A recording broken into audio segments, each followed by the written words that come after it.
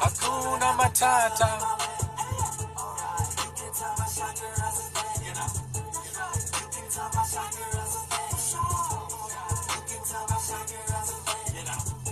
Hakuna Matata.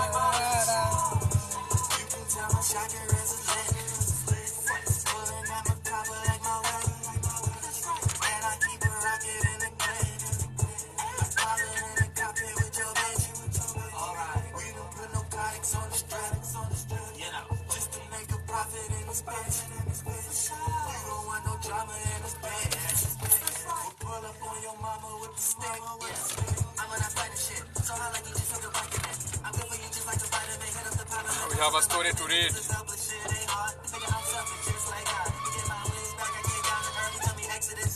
We have a story to read.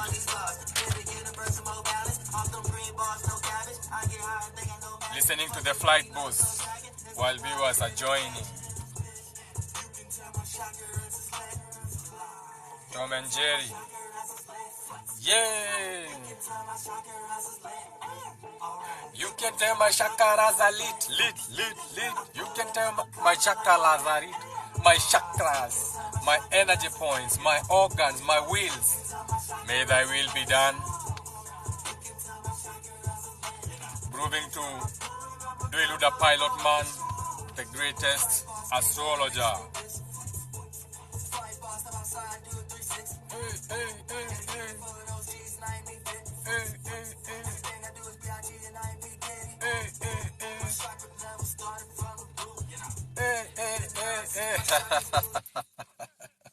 It's all about the chakras, baby. It's all about the chakra, shakala, boom, boom. It's all about your chakras. It's all about your alignments. It's all about your alignments. You know what I'm saying? It's all about your alignments. Wait. Sony can't wait. How are you?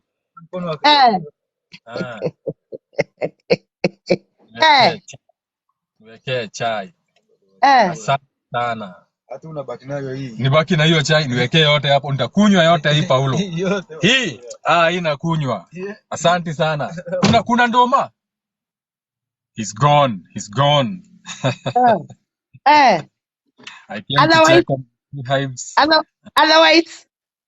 Hi Sony. Mso. Otherwise. Ndaiga tarĩ gĩthũngũ kĩrario gũkũ nĩkĩo ndĩroka na gĩthũngũ. Otherwise. Gũkũ kũrĩ thayũ, ongorenda gũkũ kũrĩ thayũ. Gũkũ no huho na thũmbĩ kwa njenga wa mũthaka. Tunaga each one. Ukitaka Kiswahili pia kuna jambo bwana. Owe ni bibi. Jambo bibi. Habari gani? Sio no geithi. Others, you good? Nĩthayo mũno. And your family? No wenda wiko begi ya saa here. All my families is doing great. My online family, my family back at home, my guardian angels and all my demons. Wote wako salama. Good. Ndio nalika sayoranyo. Unajua chai kana white coffee, African tea or white coffee. Hii ni majani nimeletewa chai. Nimekuja kuangalia my beehives. Rumodoria turathi guthwa mwa twajira nyambe nywe gasai kamwe tukarute uki. Gira uki. Ndukuigana ndivagire eterera hindi wengi. Gai. Ole shikoigire cia mwana. Shikoigire cia mwana. Cia homa. Okay, my brother. What's wrong with you, Baba? What's wrong with you, Daddy? You'll get some propolis. I can give you some propolis for your child. Some propolis. That's all what I want, man. You just want some honey. You want some honey sugar. Sugar, babe. You want some honey. That's what I want. You want some sugar. I want some sugar. Some sugar, baby. Shout out to I need honey, baby. Shout out to Tom. If you want some sugar. But then, Majigera, help Wasiana. Niko okay. I'll have some for you, eh? Yeah, thank you. See you have a blessed day. We talk later, Baba. Ah, yeah. Ciao, ciao. Bye. Yeah, shout out Tony. So now we are going to start with the story. So Babua Mashash akona story. So once upon a time, in a land where busy bees buzzed and social media butterflies fluttered, lived a little potato named Spudley. I don't know why it had to be a potato. I wrote this story, eh?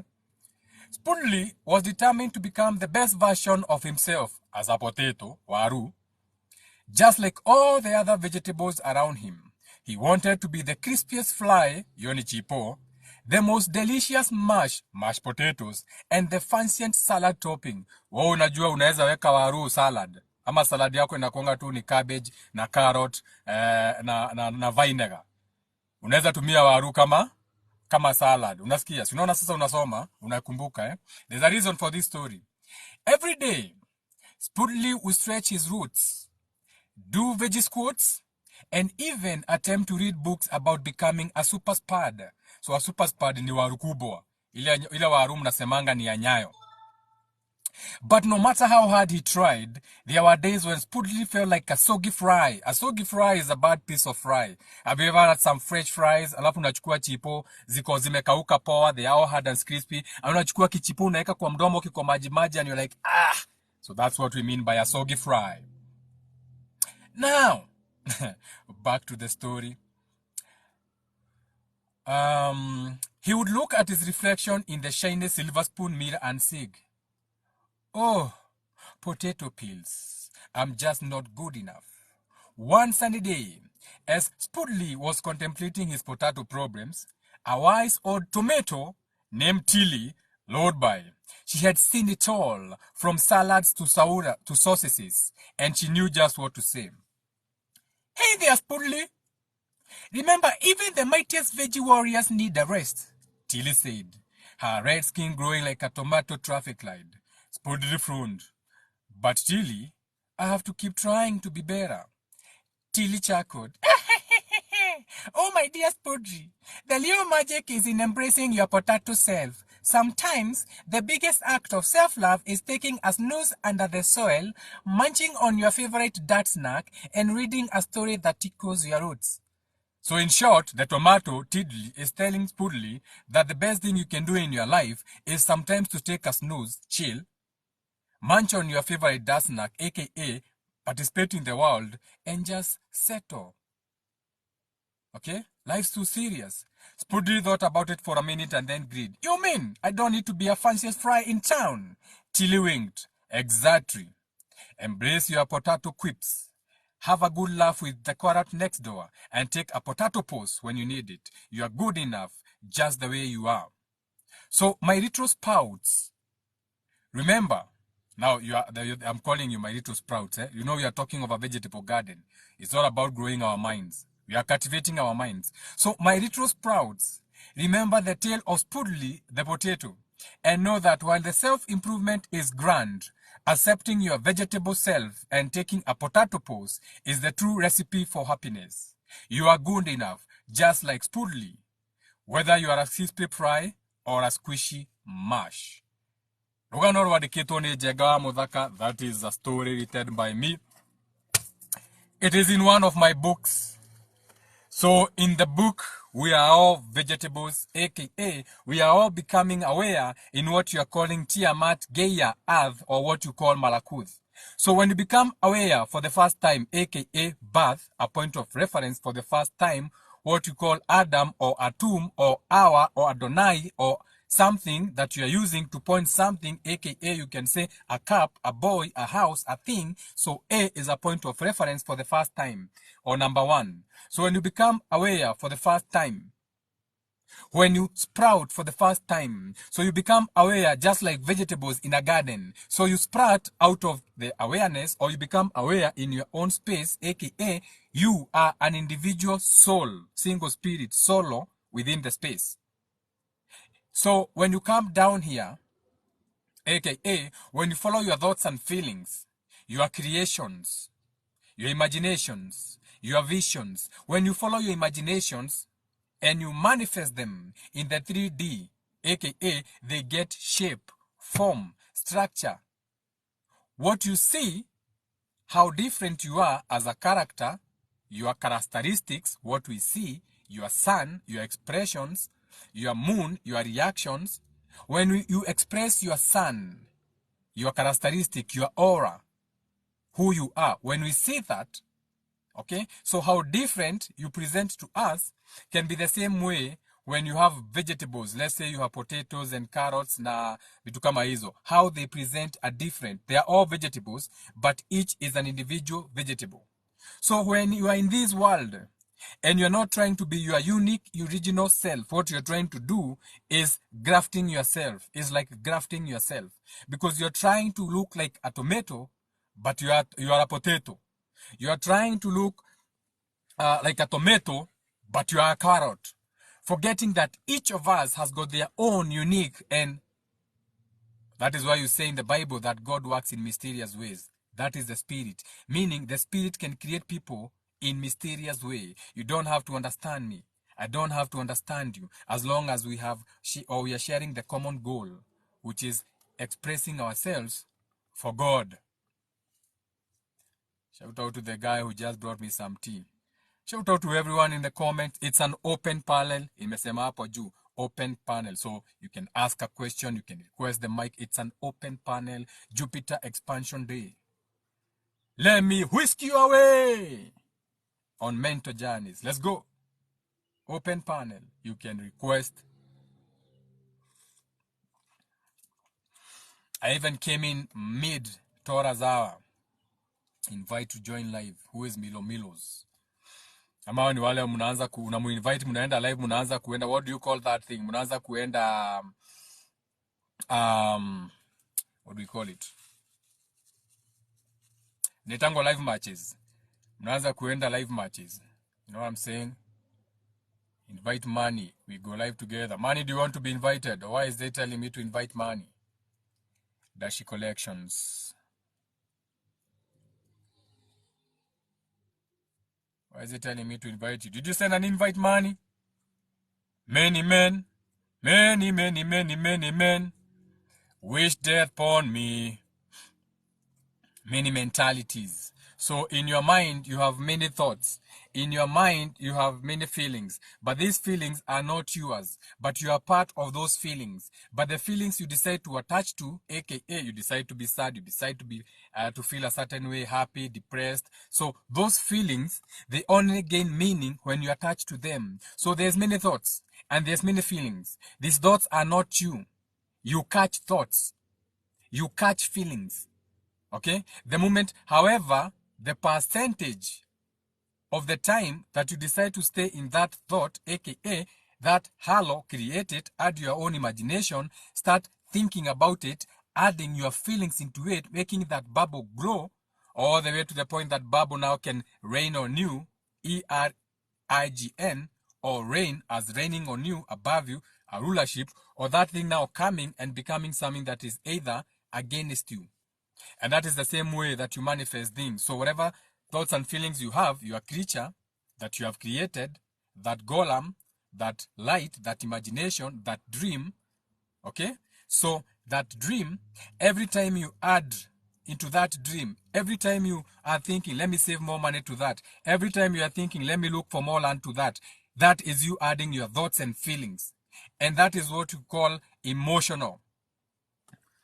Adding on. So because you are connected to the feelings, so they are becoming emotions. So these are thoughts in motion. So they are moving. So when you attach your thoughts, your emotions, which are your thoughts and feelings, to that dream, so the more emotionally attached to your dream, imagination, illusion, the more you can make it rain, because you are adding more waters into that. You are adding more emotions. So the more it becomes heavy as a cloud in the 4th, 5th, and 6th dimension, all the way to the point now it becomes some water, liquid, a frequency, and now it can manifest in your life as a person, place, or thing, situation, or circumstance that works in your favor. And we say there's an open panel, so you can request the mic, or I can keep teaching. It feels amazing to teach. Feels amazing when you can teach things never heard before, never seen before. But you can bring your PhD here. We can have a beautiful conversation where I wash your education.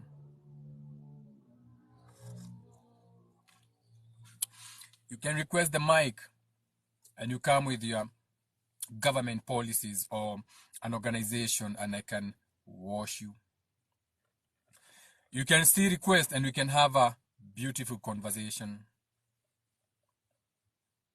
Can I ask you a question as I sip on my tea? Shout out to everyone in the comments. Each one teach one. I go by the titles Jegawa Muthaka Boywa Bareabu, an ordained shaman, but that's not even me, okay? An astrologer, that's still not me.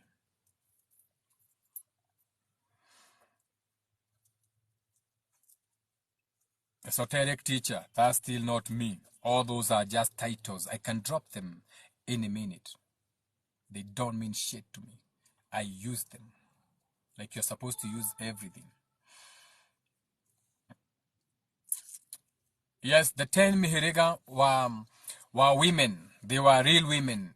They were real women in the sense that we created 10 women characters and gave them those characteristics and said, where we mo Jiro, where we mo Gare, where we mo Sarah, where we mo Boy, where we mo Gasiko. So we brought it down into the physical and made it that. But everything starts from the internal. We create from within. So when you go to the 4th, 5th, and 6th dimension, okay, that is your mind, your thoughts and feelings, how we create the word. In the beginning was the word. When you go to the 4th, 5th, and 6th dimension, now you realize that these are characteristics. These are acting out characteristics. These are natures. So what did Anjiro do as a nature? So we give them a character. We say, boy, merago mahana. So that characteristic, that character is like this. It's a female character. It's a feminine feeling. Remember, Adam and Eve. That's a thought and feeling. Masculine and feminine. However, Adam and Eve is a specific one. It's one of the many thoughts and feelings you can have. So Adam is a specific thought. Eve is a specific feeling. The same day when you come to the Gikoyo. Awa is a specific masculine thought. Gikoyo is a specific masculine thought that you can follow that specific. It's a specific one. Mobi, it's a specific feeling. A specific one, and you can use all of them. You can use any feeling or thought and feeling that you can attach to, as long as you are in charge of that thing. You are the spirit above that thing. You don't let it rock you to sleep. So the Mihirega Keda, those are specific feelings. So Moboi is a specific feeling that you have when you act out the natures of a Momboi. So when you are learning your clan, when you are learning your Meherega, learn them like these are natures, characteristics, and you have all of them. Ni direkedo jetago wageteka jegawa muthaka Momboi wa Bariabu. However, as a Momboi, I have all the clans inside me. However, the characteristics I'm pushing out are the Momboi. Out of the other 10, I'm pushing out the Momboi. So I'm pushing out a 10% of the other 90%. But in the real world, everything is inverted. So in the spirit world, I'm pushing 90% of my Momboi. Everything is inside out. Shout out to that beautiful question. Who was that? That was a beautiful question. I like beautiful questions. They make me hard. I can't even see the name. Shout out to you anyway. Can't see your name. Shout out to the name ends with girls or something. I like girls. I like girls. Girls, I do adore you. I remember that song. Holla at your boy or something of that sort. Could be Gikoyo and Mombi be the same? So Gikoyo and Mombi, and remember, all this masculine thought, the masculine has got both the feminine and the positive. Okay? The feminine still has its own yin and yang, the positive or the masculine and feminine. So remember, God has no gender. Okay, the spirit has no gender. The spirit is androgynous. The spirit is what we call the Holy Spirit. The spirit is father, mother, child, or masculine, feminine creature, or what you call Gikoyo, Mobi, na sianasi yake. Or you, what you do with your wife, you as the father and the mother, and you create a creature. So that creature, that's why you say the child is innocent, or the child belongs to God, because God is androgynous, neither female nor masculine, acts out in both nature. There's a reason why some people say, oh, we pray, we worship, and they worship, their God is a woman. No, there's no God that is a woman. What they can say, they are worshiping or they are venerating a more masculine or a more feminine. If they say that God is a woman, it means they are idolizing or exalting or raising or putting or shining more light into a more feminine. So whatever that creature is, whatever that demon, whatever that God, whatever that spirit, whatever that alien, whatever that thought form is, it's acting more in its feminine natures. The reason why Tiamat, Earth, Gaia, the planet we live in, is called Maito, because it acts out more feminine. It's a word of receiving. We receive rain. You receive air. When you come here, everything you do, the first thing you do when you come out of your mama's ass is breathe in. So this is a word of receiving. So this is a feminine world. We receive rain. Women receive their periods. You receive your salary. Okay, it's a feminine nature. So Adam and Gikoyo is one and the same thing, but it is a balanced being that is giving us its thought and feeling and is balancing them. So we can see, so it's able to come up with its own terms and conditions. If you don't do this, this is going to happen. Its own Bible. So Gikoyo, it's its own Genesis. So we have many Genesis. We have many beginnings. In the Bible only talks about one beginning, the beginning of a specific Adam and Eve. How Adam and Eve, that's a specific thought and feeling. That is what the Bible, the Christian Bible, is based on. You go to the Islam. I didn't say Muslim, I said Islam, the real religion. You go to the Islam and it's talking about, again, a specific masculine and feminine and its characteristics. You come to the Gikoyo, we have Gikoyo and Mombi, a specific thought form and a specific feminine, and their laws, their governments, their don't and don't do's, it's good to do this, their way of worship, their way of dancing, their way of cultivating a culture out of a cult, a rulership, na vitu kama hizo. We go to the Maasai, they have their own specific beginning, they have their own God, they have their own feminine natures, a specific, another Genesis. That is why they say in the Bible, let us make man like one of us, aka let's create another Genesis, another Adam and Eve, like all these other beginnings we have, aka we became aware in this world at the same time. All of us, we became aware at the same time as spirits.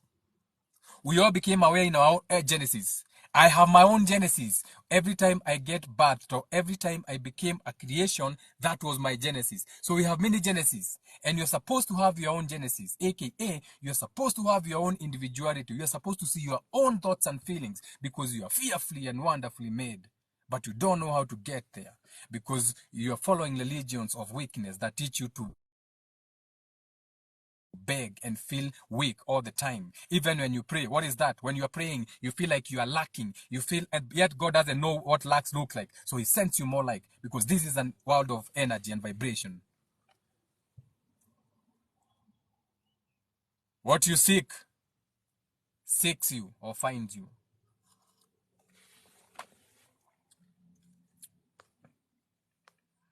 To seek is to go after. It is to pray. P-R-E-Y. Go after your dream. Go after your imaginations. Go out there. Be like God. God is all possibility. Show God you are willing to try. Show God you are putting in the energy work. Show God you are doing your rituals and spells. AKA, you are waking up at the right time to go and do. And then let God be proven wrong. But now you are praying, P-R-A-Y. Everything is inverted. So you think you can sit down and expect something to fall in your lap. Yet the one who's telling you to pray the hardest, you are paying for his life. You are buying his car. You are funding his life.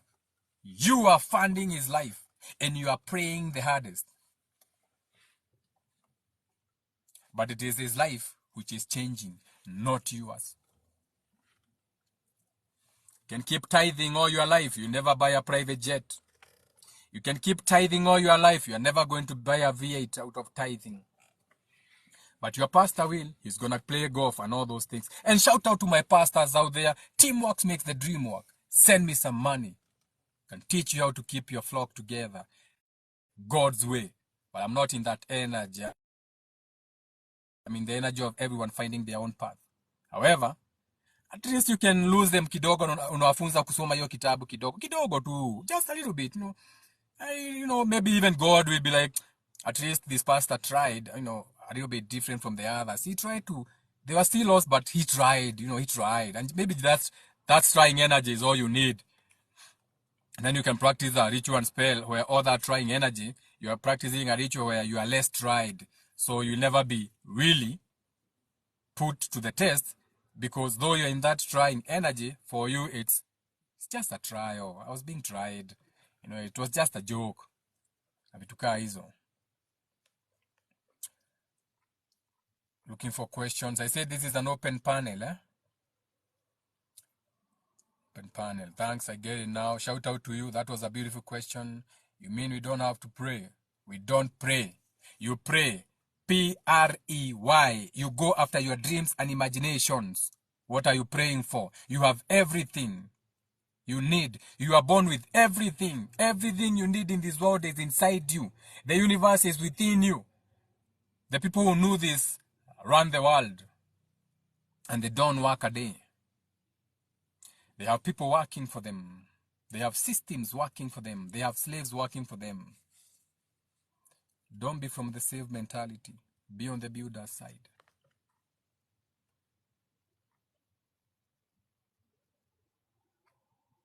Help God. God is all possibilities. God experiences himself through you. That is why God has no voice. That is why God has no body. But someone can come and tell you, unaweza ambia mtu, huyu alikuwa ametumwa na Mungu. So you're admitting he was sent by God. So God had to come to that person to come to you in the physical. So God is all possibility. Can a married woman inherited land yenye mzee amenunua na pesa yake cause atonyi TikTok? Okay. Can a married woman inherit land yenye mzee amenunua? Bwanako. So the land is your husband who has bought. So can a married man inherit land yenye mzee amenunua? So your husband has bought land. Yes, you can inherit. That is your land. Who said you can't inherit land? That's your land. Men have nothing. Ithu tuikaraga thingira muciini wa mutumia. Ithu tuikaraga thingira. Si tunakuanga, we camp on our compounds. Men have no home. Thoughts have no home. Thoughts roam. Give the dog the bone and let it go roam. It will find its way home. Men and their boners. We are thoughts. We are masculine. We externalize. How can we have a home? We find homes. We plant seed. Okay? We find containers, but we don't own the containers. Land belongs to the women.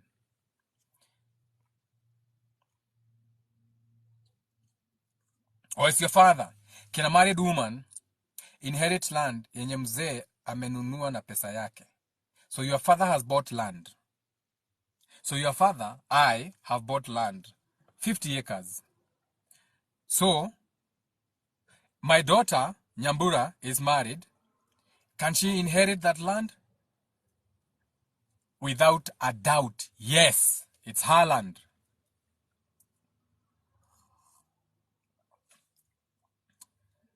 In the new worlds, you have to understand what these words meant.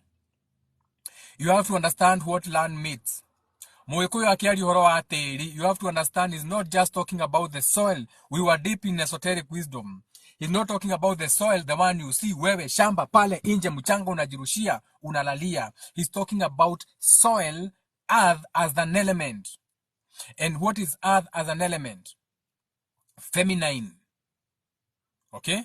So that is why they would say that a female cannot inherit land, because land is feminine and she's feminine. because that will be adding more waters into her, esoterically speaking. Okay? But if she knows, because we had rituals when you anajua.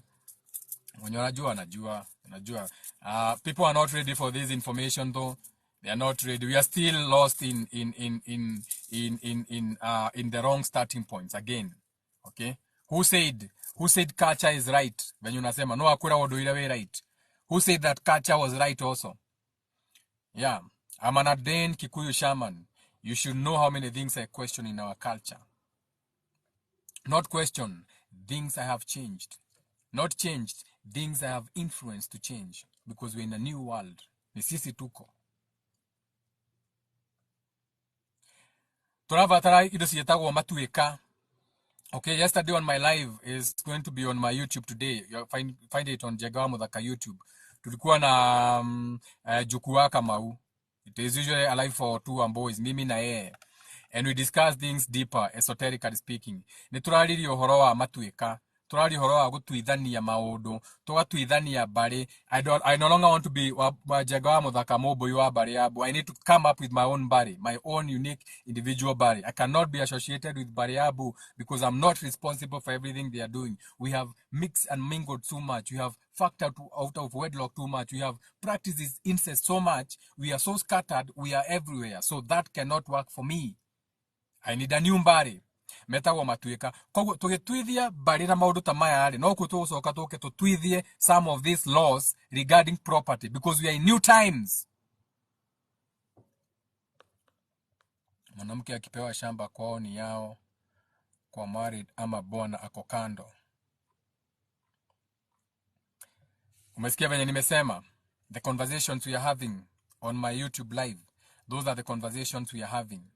Okay? We want, things are changed as a collective. We have enabled this world as a collective. So to change these things, we have to do them as a collective. And one of the things we have to do is change people's mind.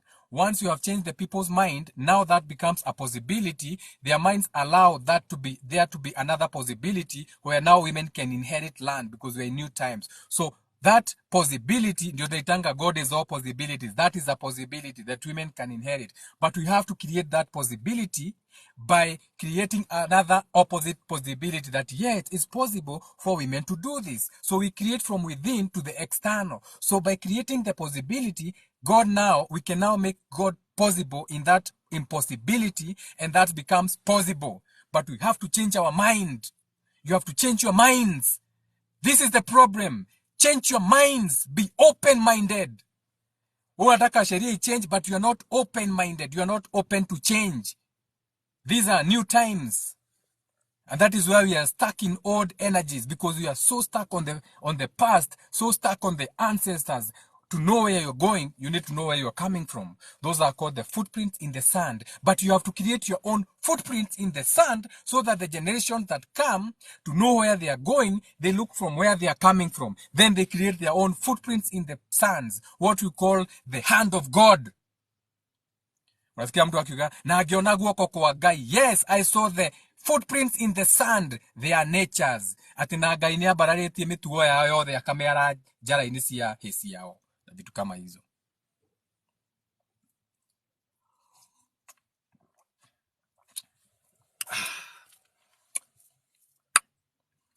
Tea time. If you're scared, go to church. Now, I say this is an open panel, so it's all about questions. No one seems to be requesting as a guest.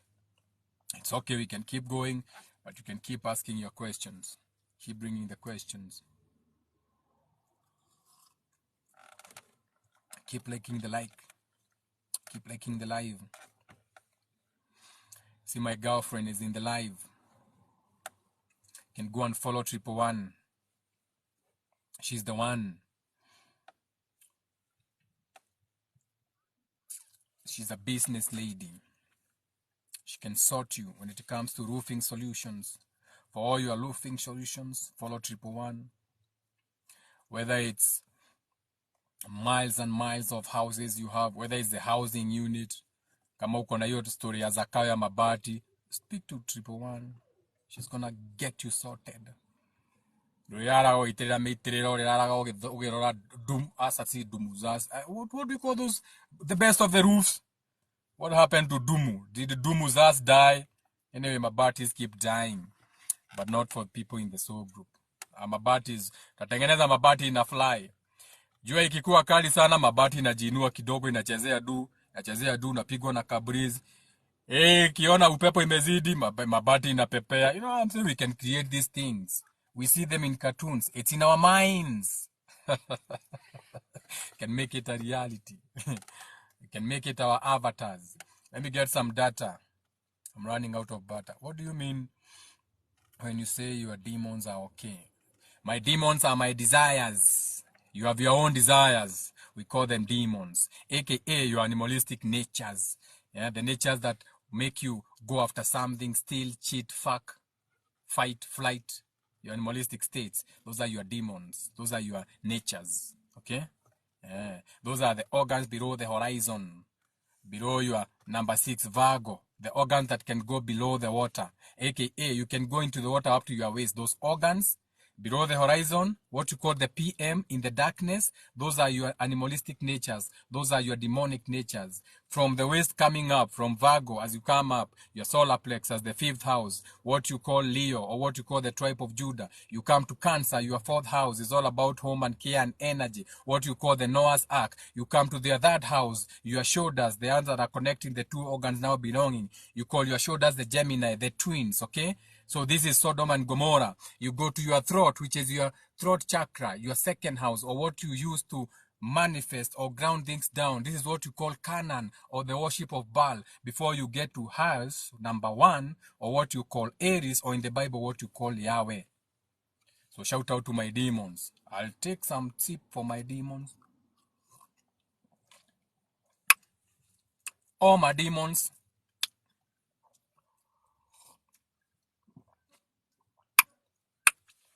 and shout out to my angels, my Anunnakis,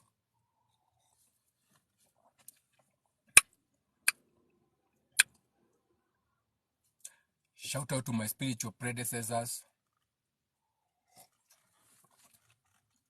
and shout out to you watching and tapping the screen. So we don't have any more questions. Someone is like, we want more of chakras. You can tell my chakras are lit. You can tell my chakras are lit. So your chakras are your organs, aka your heart is a whole organ. So what is an organ? So an organ is anything that can survive on its own, aka your heart can survive on its own. As long as your heart is given blood to pump, it can stay out of the body, keep pumping. So that's an organ, aka that organ, that piece of chakra has got what you call its own organization. It can bring in blood and still clean it out. The same with your kidneys, the same. So you know all the organs you have in your body. So your organs are like the fruits that came and attached to your tree, your desires, what you call your body, okay? So when you became aware for the first time, your head space, your head, the sperm head, okay? The one that grows a tail, what you call a skeleton, okay? An attachment, a circuit wire for your organs to come and attach, and the first organ or the first chakra to attach, it is your heart. That is why when a woman becomes pregnant, the first thing that forms for the baby is the heart, because the care energy number 4 is the one that attaches your Bethlehem. It's a home. That is the one that attaches to your spinal cord or your skeleton. It's called a cord, C-O-D-E. It's a cord. It's a gene code. Wacha hii code ya physical. The physical is because it's an exoteric. It's outside. Exoteric, outside, external, exit. So it's a skeleton. Ndio maana ni bones. But when you go to the mental, what you call the speculation world, it's a cord. It's a spinal cord. It's a cord, a genial cord where these organs attach. Remember, you look like the machines in the Matrix. Though you look at yourself and you are physical, In the real world, you look like the codes you see. You are like binary codes. You are like numbers. They show you in the movies. You see how you see in the Matrix, unaona zikiwa line, like zzz, like that's how you look. In the fourth, fifth, and sixth dimension, you are nothing but your thoughts and feelings. Okay? You are nothing but a gene code. You are nothing but a code. An umbilical cord, C-O-D-E. You are nothing but a code, but you have manifested yourself in the physical, where now things take shape, form, density, but they are not that. It's just that in this dimension, they get shape and form. They get molded into physical things, but they are not physical. Okay? Now, so your chakras are your organs, aka your heart, that is your care energy.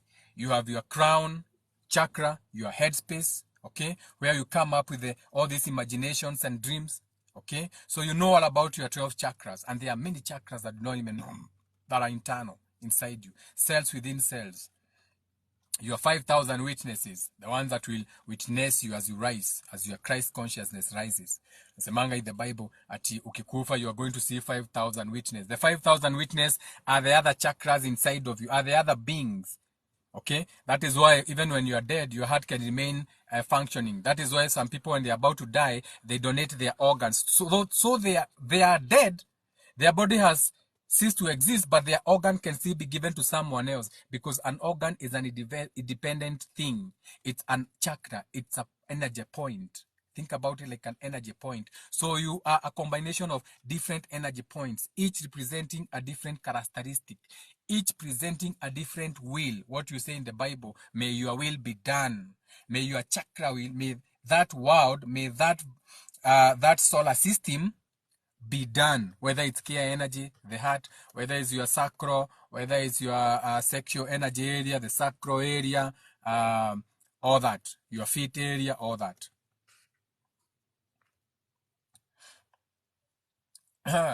So you say we need to be masons, aka builders. Yes. You're supposed to be the Melchizedeks. You're supposed to be the masons. You're supposed to be building. You're not supposed to be the slaves. Take yourself out of that slave mentality that you're here to build for them. Build like them. Hakuna kitu tumekataza to build like them. They are patenting seeds. Right now as we speak, wana patent seed. What is stopping you from patenting the seeds? Very soon hamtakuwa hata na mbegu. You'll have nothing. Maize will not be yours. Bananas will not be yours. Beans will not be yours. Then you are going to say, oh my God, we were enslaved for another 400 years. What do you mean enslaved? We were seed enslaved. They are patenting your seeds, giving them names so that they can modify. Anything you patent, you can fuck up with it. You can modify it in a way, you can destroy it and give people your own seed with its own name. So those people don't even have seed. They don't even have a crop. They don't even have a tree. Patent your own seeds. What's wrong with you? Get on Metaverse. What's wrong with you? Get on Metaverse. Why you Africans always want to be the last one to the races? Oh, hiyo ni maneno ya mzungu. Oh, hiyo sio maneno yetu. And they are ruling you. Get on the Metaverse. Get on this application and start giving us your own content. Unique. Kitu hatujaiona. Unique content. Hapa kuna dhumu ya ng'ombe. Kujanga unachimba dhumu ya ng'ombe, unatoa hizo magunyo, unatupimia, unatuambia, you see this one? This one is 50 grams. So today I collected 500 of these. That's like 1,000 grams of these. I know there are people who cook them. However, I give them to my chicken. Content. BBC is content. David Attenborough, it's content. Our world, that is content. They are giving you that content because they have money. They can go to the sea and dive, so they can name you the fishes. It's content. Give us your content. Unaenda Meru unakuta ati mzungu anapeana content ya huko. Huko umekanyanga mguu, inakula kwa shamba yako, mzungu anachukua anaweka kwa BBC. Sijui the mole with no hair. Wa Meru ndio wanamchimbia hapo, wanapeana hapo BBC. Imeenda hiyo, imeenda. Na mumekanyanga fuko kwenye, umetoka kwao, fuko imeenda. Kuba Koboy. Hey, who the fuck are you? Who the fuck are you, man? Who the fuck are you? You know, I saw you on my screen and I'm like, invite this motherfucker. Let's see who the fuck this is. So what's your name? Fuck, fake, fake, fuck. Yo, my name is Bong Ching Ching Oh Sha. That's a beautiful name. And what's the name of your beautiful woman? My beautiful woman is Ekereke. Ekereke. Does she know how to cook? Ekereke and Ojo. Oh, you have a child. You have a child. You are not resting, so you don't rest at night. Now you are making children. Young man, Mr. Ojo. I see you having busy nights. You gotta let your woman breathe. You gotta let her walk. And give her some rest. My friend, this time no. This time no. You can be marrying your girl, and then by the time she goes to her in-laws, she's bow-legged. You have to give her rest or get another wife. At this time, no resting. At this time, no resting. It's to stay in the house making babies. What will your babies eat, man? What will they eat? Your babies can't eat content, unless your content is very high. What will your baby eat? Yeah, man, double tap, man, double tap. Yeah. You can't keep suckling your child, One day you need your titties back to, after sometimes they are going to run dry of milk. Then you have to get back on them. So what will the baby eat, man? You can't stay in the house.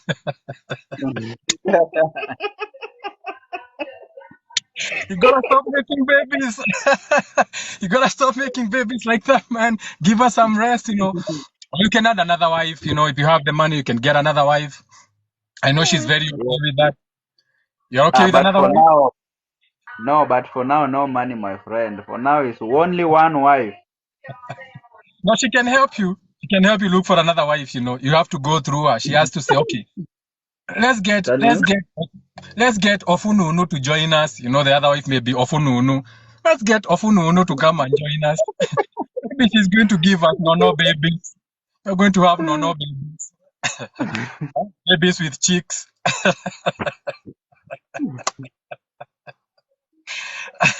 Shout out to the beautiful couple, Yeah, man. Shout out to you. Where are you? Where are you watching from? I'm watching from Nigeria, Ekerete Market. Ogao. You are sitting on gold. You have so much oil in Nigeria. You have so much gold. Make babies. You are sitting on oil. Go to the Niger Delta. Just go with a pipe and a jerrycan. Go to the Niger Delta with the boat at night. Put a pipe there. Get some oil. Sell it cheaply. Make babies. Nigeria is rich. Most populous nation in the world. Build now. You sell that fuel. Now you start building mansions. Now you can have each wife on a floor. The first floor, first wife. Second floor, third wife. Fourth floor, fourth wife. Fifth floor, fifth wife. A whole apartment full of children. Then you become the king. Instead of being the king of Baganda, you become the king of your women. Yeah. Now we can have. Oh, you want us to match? I've never done a match before. Okay. Yes. So now let's match. Yeah. So now you become the king of your kingdom now. Okay. So you can be deciding the first night I'm going to my first wife. So you go, but then you have to put a lift in your house because you can't be doing all those things alone. Yeah. By the time you go to the sixth wife in your old age, you'll be done. You can't give another baby. Ojo, say hi to nobody. Yeah, that's a beautiful child though, eh? Big eyes. That child can see me from Nigeria and I'm in Kenya. Big eyes child, eh? You are in Kenya, man. The child can see a very bright future. The child can see me in Kenya, Nairobi, through with her eyes. So you are making love with your eyes open with your wife, eh? None of you closed your eyes. You're a beautiful baby with her big eyes, and I can do a song for her. Hey, baby, with the big blue eyes, and the mama with her beautiful hair. Hey, baby, with the big blue eyes, we love you. Abuju buju. Shout out to the boy. Abuju buju. Abuju buju.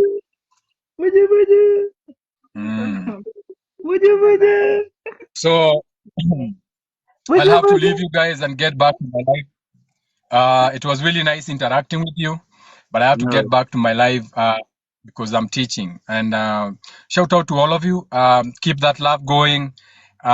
Give the best to that child. Reparent Okay. yourself. Heal from traumas.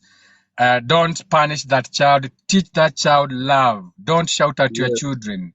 Teach them. Learn with them. Embrace them. As they are being taught by the world and their TVs, also teach them Mm-hmm. skills that only you know, you and the mother.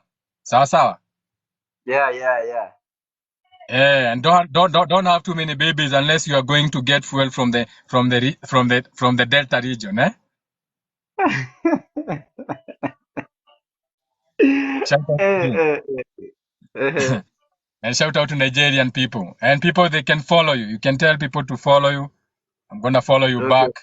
I like your energy, so I followed you back. Shout out Of to you. course. Yeah. Now get away from me. Get away from my screen. Disappear. Go and make more babies.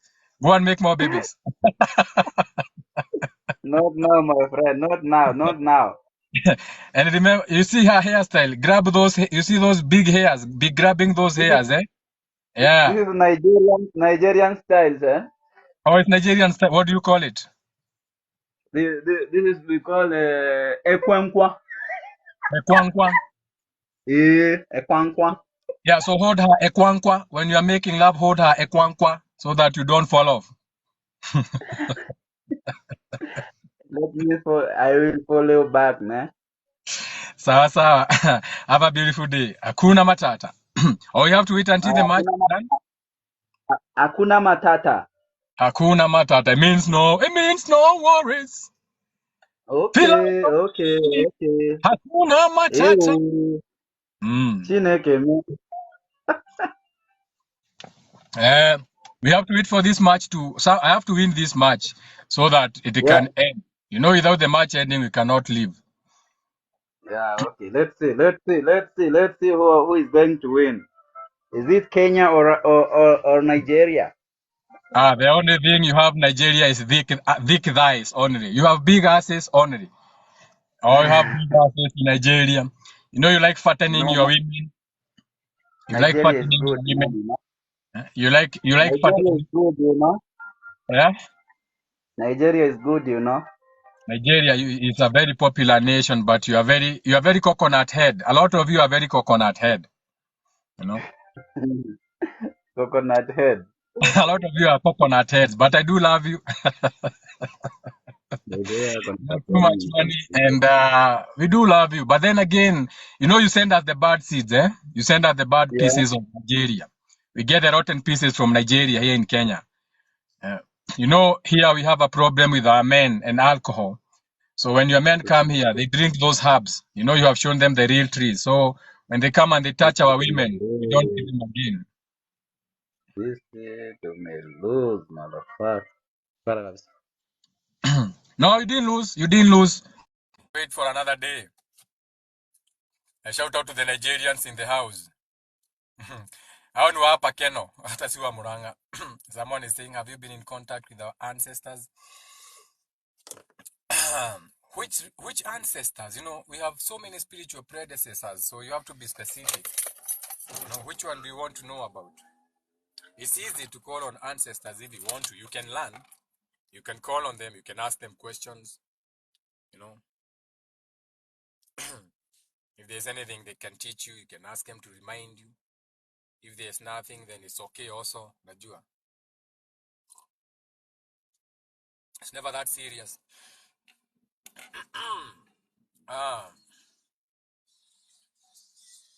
Congrats on the win. Enjoy the 3 minutes victory and ask the losing host to complete a funny task. Oh, even ndivyo inafanyanga.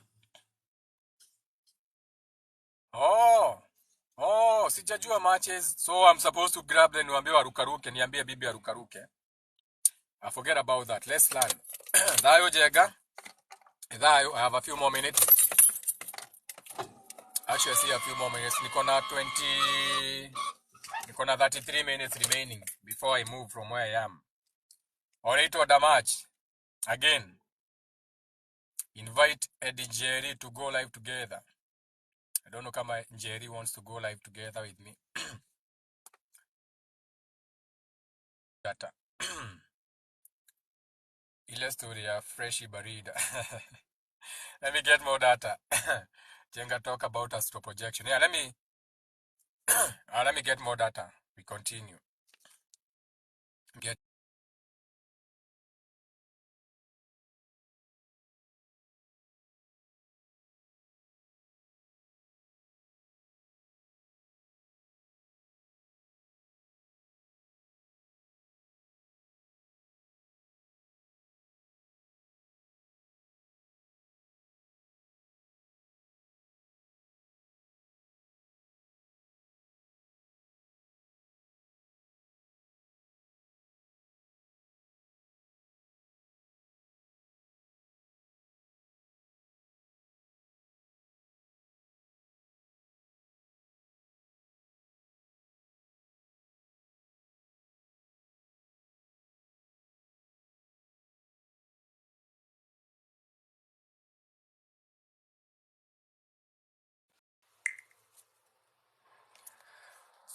We are back. Are we back? Let me know if you are back. Una amenipenda kojoa sana. Let me know if you are back. Let me know if you are back. Yes, we are back. Diamond Girl says we are back. So we said it is an open panel and we have a few more minutes. So if you have a question, you can ask. Any question you have. I'm going also to can give 5 dream interpretations only. Just 5. But ukiuliza, the world is not flat. The world is a sphere. The world is what you call weather. So if you Google the word weather on Google, and then you see dry earth, then you see the sea, then you see evaporation, condensation, to cloud, to rain. So you see that what you call the weather, that is what the world is. The earth itself, Tiamat, the earth you are sitting on, it is neither flat nor round. It's a weather. It's a rotating piece of water. Okay? It's like a sphere. It's rotating. It's a weather. Sometimes we are on other extremes. Sometimes we rotate to different extremes. Sometimes we are more expanded, aka we are more into fall. Okay, sometimes we are more constricted, aka more into spinning closer to the sun, closer to that earth chakra, what we call the sun. So it's like, think about it like something that is rotating. We are rotating to the west, but think about something that is rotating, but it's not round as a weather system. Sasa, that's what the world looks like. How can one balance masculine and feminine in the self? Now, it's a beautiful question. You can never fully balance the masculine and the feminine. So what you do is that when you become aware of your thoughts and feelings, every time, so be in a position where you're always observing your thoughts and feelings. So whatever you are thinking, become the observer of that. Always be observing your thoughts and feelings. So when you observe your thoughts and feelings, when you are more in the present, and you can easily do this with more practice, the more practice you do, when you practice the pose before you act, practice before the pose before you act, that teaches you or coaches you how to be aware of your thoughts and feelings as an observer. So the more you become aware, so you'll be deciding when to be a little bit on the percentage of being more masculine or being feminine. But you'll always go back to that equilibrium. You always try to go back to, you are neither on the left nor on the right, because you have to have a pulse. You have to be in between. There's no one who's center part. There's no one who is perfect. God is not perfect. Take that and but you cannot say God is not perfect. Imperfect is perfection.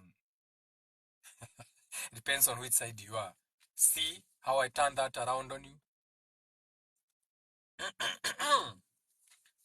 It's all language. what is perfect is imperfect on the extreme end. Okay? What is hot on one side is extremely cold on the other side. So God is all possibilities, equilibrium. Why do you use the Gregorian system to calculate our life path number instead of the lunar system? Another beautiful question. The reason is, remember, we created this world.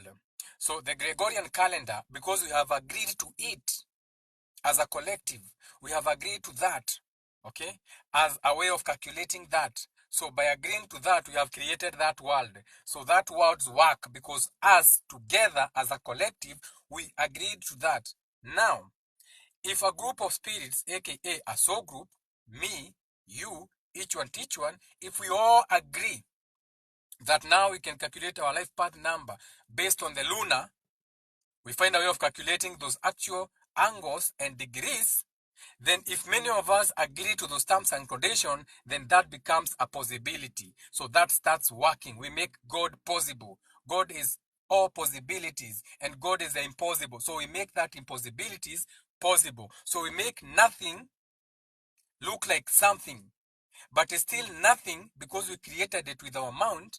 Okay? So God likes that. Creating nothing. Cool. What is connecting with the elements, and when should you connect with the elements? You are not always in the shower. Ukuangi kwa bafu saa zote. So you're not always baptizing. You're not always in your feelings. Sometimes in your thought form. Sometimes you're in your logic. So you cannot always be in your feelings. You're not always about shape and form. Sometimes you like being formless. Sometimes you like meditating. So you cannot be earth. So these elements, you master them. You are above them. Go and watch Avatar, The Last Airbender. You're supposed to balance these elements. When you need some earth, when you need some growth, some comfort, some form, some shape, you tap into earth. When you need some emotions, you tap into water. When you need some spark, some imagination, you connect some thought, you connect to your air, and you balance them, and you become the master. So they don't run you like the inverted star, but you run them. You're on top of them, but you have to master yourself first. What is the connection with hiyo tumemaliza and Hi Jenga? Shout out to the guest.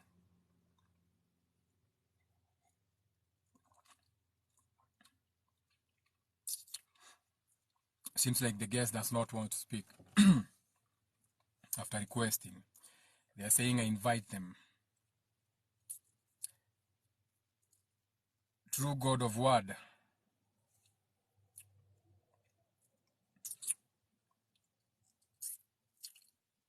I think his mic is on. His screen is off, but he ain't saying anything. So we don't have time for games.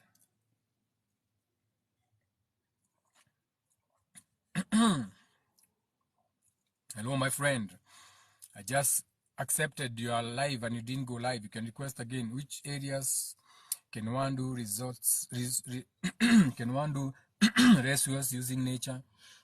Because kufinyiwa mbuzi is too much. Yeah, that's the other thing. So when you sacrifice goats, we are sacrificing gods. Okay?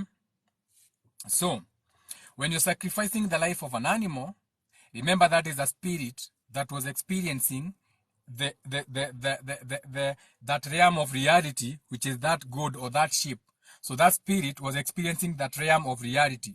But now you're doing a ritual where now you, because you can train an animal, but an animal cannot train you. So you're above it like that. So you are taking the spirit, you are trapping that spirit, the animal form, because you are doing a ritual, you are using words, you are casting spells, you are directing that spirit into a particular form, into a particular golem that you have created to serve a specific purpose. So what you are doing, you are sacrificing God. You are sacrificing the spirit to go on your behalf.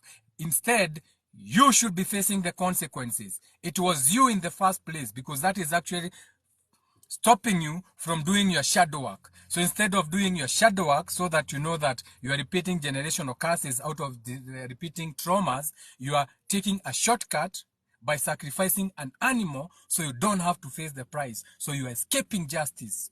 And that's demonic. Take accountability for your sins. Do shadow work and heal. Ufai kufinyiwa mbuzi. It's all you. It's all about you, baby. It's all about you. Which one can one do rituals using nature cause kufinyiwa? Hizo ni vitu za DM. Those are consultations. If you want that, that's a whole consultation. You can book a consultation. You can WhatsApp me and consultation. Rituals si vitu za kushewa. Niaje Mr. Jega? Dayo. Dayo. Uko mzima? Kabisa. Last time I checked my fingers, my feet, I'm all whole. Nimekukuta uki. Yes, that's good. Ndio nasema? Nimekuta ukisemelea nimekukutilia ukisemelea story ya God made nothing into something. Yes. So ningetaka kuhakikisha hapo tulainishe hapo. So God was something. It's worth nothing. It's not nothing. Ni kama tuseme sufuri na nambari. Sufuri ndio hufanya nambari kupatilika. So tuseme Mungu ni kama sufuri kwa sababu sikia nataka mfano tu. Haya, endelea. Mfano tu. Sufuri ndio ilianzia mwanzo kabla ya namba, si ndio? Yes. Na ndio bado sufuri ndio bado sufuri inafunga tena. Yes. Ndio bado sufuri inafunga katika namba. Yes. Ndio maana ni kumaanisha kuwa hii namba hii sufuri ndio kila kitu, ina change number within the round, unaona? So ningetaka kusema Mungu ni Daudi wa hakuna na iko, unaona? Exactly. So kitu ambacho kipo ni ambacho haikionekani, ni kama neno yetu venye tunaongea hivi, tunaongea tunajisikia, unaona? Yes. Tunajisikia kwa sababu sisi ndio Mungu, sisi ndio tumekari nguvu ya Mungu, sisi ni Mungu kwa ajili fulani. Yes. Huu mwili haiwezi tembea bila sisi. Huu mwili haiwezi kafanya chochote bila uamuzi wetu. Yeah. Na nambari haiwezi kafanya uamuzi wote bila sufuri. Ndio. Unaona? The space. So hii tukisema the space, very good. That space ndio kila kitu kwa sababu sasa that thing that tunaweza ita nothing. Inaitwa the space. Nothing haikuwa that space ndio inakuja into something kwa sababu ilikuwa nothing, but sasa ikaletwa in that space ikakreatiwa ikakuwa in something. Yes.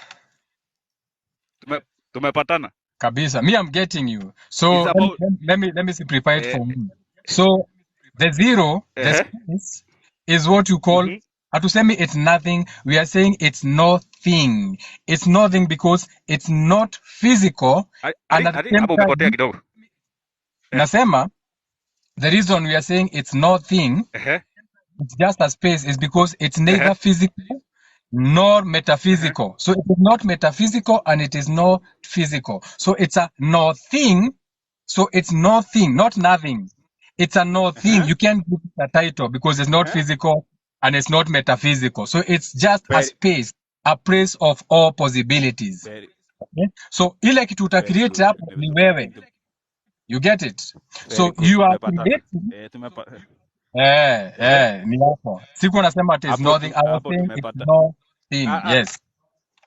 Okay, sasa hapo nimekuelewa. Hapo nimekupata. Shout out to you. I see things.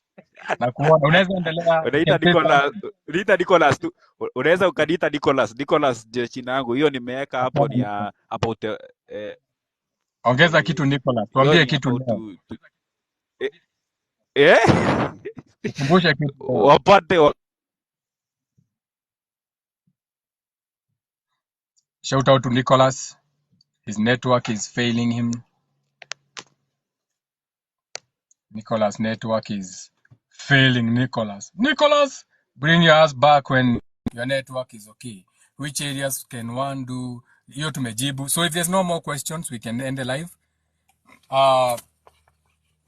Teamwork makes the dream work. Nasemanga each one teach one. I have to go now.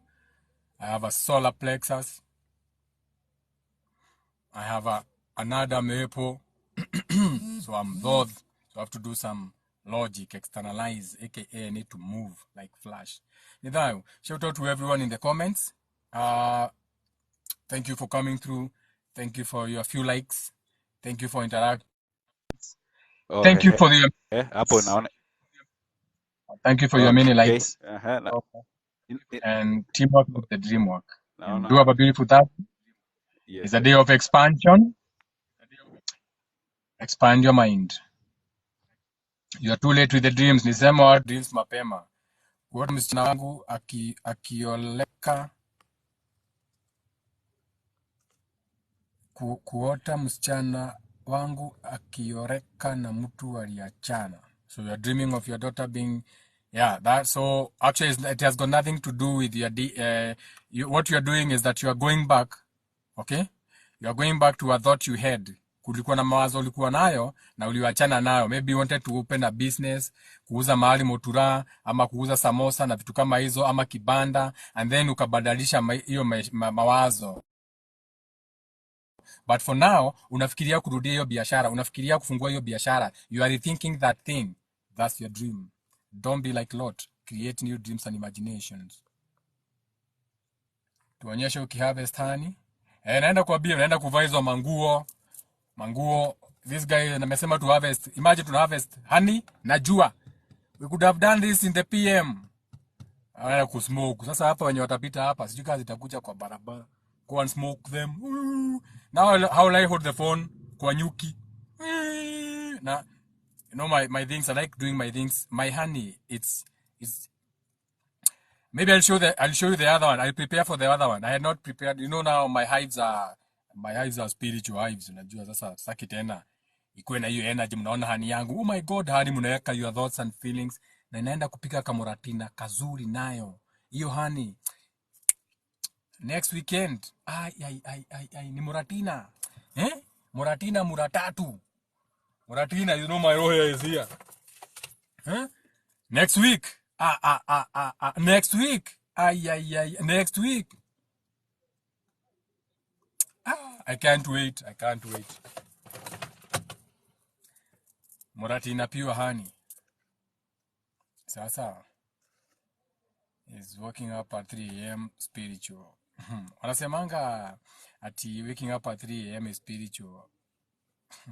It's whatever you want to attach to that hour. So at 3 a.m. is when the what you call the two luminaries, the moon and the sun, is when they start to exchange time. So 3 a.m. is when the moon and the sun are now exchanging. So they are changing God. It's a change of God from the within, the internal, to the external. So it's time to get back to your body, okay? When amechelewa 3 a.m. ndio unarudi kwa body yako, uchele yangu sana, because you are about to come into the daylight. Now your spirit is about to come back to your body, to come to the daylight, to come to the 3D. Imetoka kutembea na kuota huko, ulikuwa unaota ukifly na vitu kama hizo. Sawa. Unaweza nifunza kutengeneza muratina. Sasa hizo tukikuwa marafiki pengine, tukikuwa marafiki tukifika huko, you never know. How can we know? One glass of the muratina. Of course, he's waking up at 3. So I think we have answered the question. We are about to go. Mukatusimamisha. So now tunaenda ukweli. Ciao.